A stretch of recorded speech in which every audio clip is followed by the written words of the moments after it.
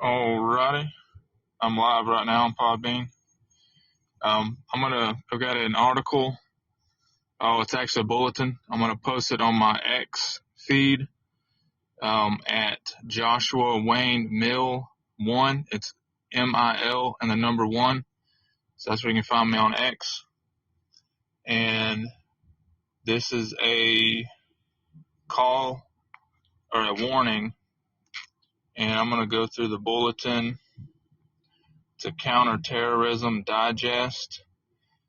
You know, we had our borders open for 4 years, and we had, according to President Trump, the numbers are 25 million crossed the border, unvetted.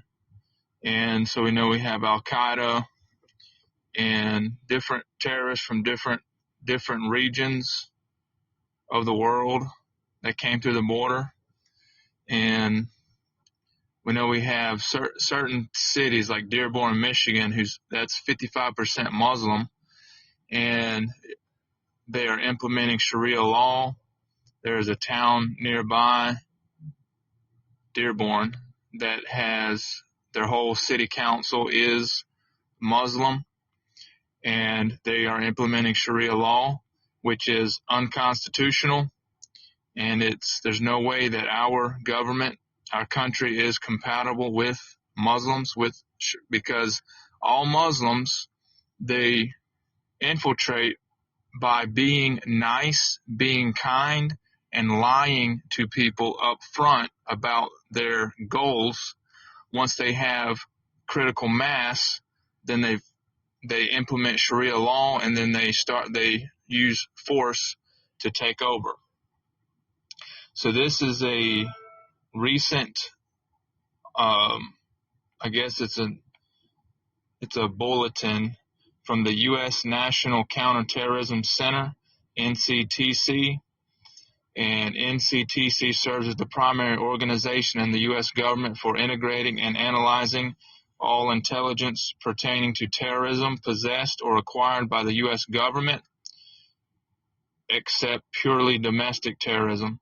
Serves as the central and shared knowledge bank on terrorism information, provides all source intelligence support to government-wide counterterrorism activities, establishes the information technology systems and architectures within NCTS and between NCTC and other agencies that enable access to, as well as integration, dissemination, and use of terrorism information. So this is the spotlight is Al-Qaeda's recent calls to conduct attacks in the U.S.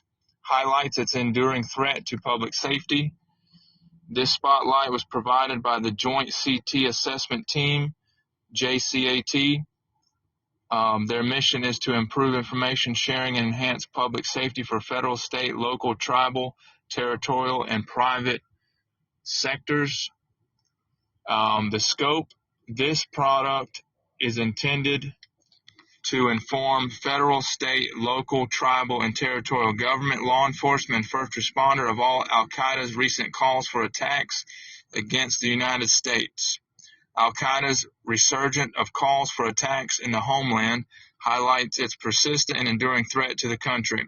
U.S. officials and public safety, Al-Qaeda and its Yemen-based affiliate Qaeda in the Arabian Peninsula, AQAP, the only affiliate to have successfully enabled an attack in the homeland, are likely seeking to leverage their media publications in global conflicts, particularly where there is U.S. support or military involvement, to inspire potential attackers. In mid-July, AQAP released the 10th edition of its English language Inspire Guide, the second issue within a month, celebrating recent attacks in the U.S. and calling on its supporters in the homeland to conduct attacks using simple attack methods such as firearms, explosives, knives, vehicle rammings, and Molotov cocktails. The publication highlighted that proper targets were individuals or organizations that support Israel, as well as law enforcement and the government, almost certainly a reference that includes the USG, and that large protests or civil disturbances could be good opportunities to commit an act of terrorism. So protests, like the immigration ICE protests, large church events or large gatherings like fairgrounds. In June, AQAP leader Saad Atif al-Laki, I said that wrong, released a video titled Inciting the Believers, calling for attacks against the U.S. President, Vice President, Secretaries of Defense, and state members of Congress, their families, and at least one private U.S. citizen. In his speech, Atif urged revenge, that reciprocity is legitimate, and said there was no distinction between civilian and military targets. That is key right there. He said there's no distinction between civilian and military targets. So churches, schools, colleges are targets. In June, AQAP published the 9th edition of its Inspire Guide, A Message Beyond Bullets, Attacks on the Jewish Capitol Museum in Washington, D.C. The article focused on inciting lone actor attacks against the U.S. and called for Muslims in America to take action, likely an attempt to capitalize on the killing of 2 Israeli embassy employees in front of the Jewish Capitol Museum in May. Many of the suggested target themes in recent al-Qaeda threats are consistent with the group's post-9/11 attack plots in the homeland, which focused on aviation, symbolic or economic targets, U.S. military government employees and facilities, and the U.S. public. Since al-Qaeda's propaganda and media often revisit these themes, they may indicate potential targets that authorities, first responders, and public safety officials should closely monitor. Now, I'm going to post that so you can see the whole thing, because that's only part of it. And they have, and I can't remember who found it now, but there are documents of first responder, law enforcement uniforms being bought, and like in a high volume. So what they're going to do, and I've been following Sarah Adams. She was a CIA intelligence.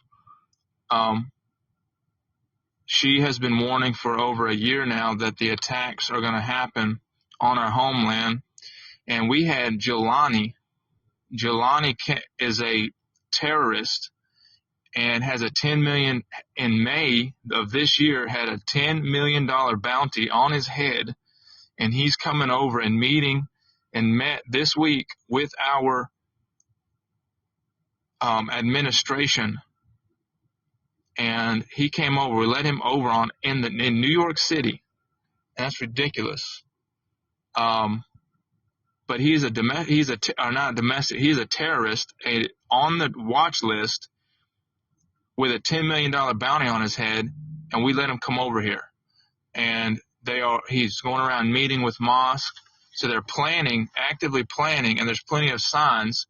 The Sarah Adams, she's pointed out that that they're gearing up for an attack soon, and the way they're going to attack with anything's a target. Churches are targets, colleges are targets, any large gathering are targets, and they're buying uniforms to appear like first responders. So this is what it's going to be like, the scenario. They're going to find a group of immigration protests against ICE. They're going to go in and throw a Molotov cocktail or a car bomb. They're going to give time for responders to come in and try to assess the situation and render aid. Fire trucks, firemen are going to come in, try to put out the fire and assess the casualties. And then once first aid comes in, then their second stage of attacks will come in, and they're going to take out all of the first responders that came in. And they're going to shoot them probably with, rifles, and come in and shoot them and take them out. And it may be another level. And that's the way they're going to do it. And they're staging every single major city in the U.S. They're already here. In Alabama, there's reports that, like in our national forest, that in certain places that there are camps of like 300. I had this report a year and a half ago, or maybe going on 2 years now. There was a camp of like 300 tents camped out in North Alabama. And so there's places like that that are not registered. They're, for whatever reason, they're not even being investigated. They're just there. But they have the mosque that they stage firearms and explosives. Like I said, they've already taken 55% of Dearborn, Michigan over. And they're having all these large protests. There's all Muslims, and they're slowing down day-to-day activities with their call to prayers in the middle of the road and in different places. So they're gearing up the provocation. They're pushing it, and it's more frequent. So churches need to have tighter security, need to be alert. They need to be watching their parking lots, entrances, doors. They need to have security up. Make sure there's security cameras. You have someone monitoring and watching them. During service, you have someone shows up, in the middle of the service. You have a few cars. Something weird, unusual happens. We got to be on the lookout for it. And so this is, if you would, just share this far and wide so we can get people ready, prepared, to the best we can, to defend our communities. We need to make sure our sheriffs in our vicinities know about it and are actually doing something about it, are getting ready for this. Because they're staging it. All the sleeper cells, they're all here. They had 4 years to come in. They're in.